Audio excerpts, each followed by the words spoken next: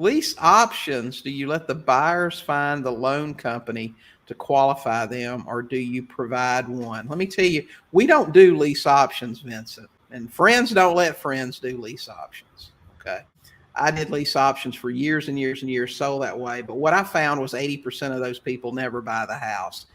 And if I sell you a house, I want you to buy it. I want to take your down payment, give you the keys, and I want you to pay me every month until that day when you go, guess what?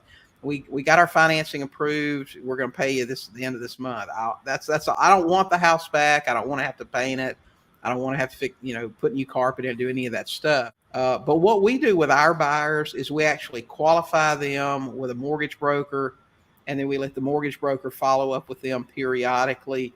So we stay in control of who's going to handle things, because chances are if they went to that broker to get in the house from us to begin with, and he follows up with them periodically, they're going to deal with who they already know when it comes time to refinance.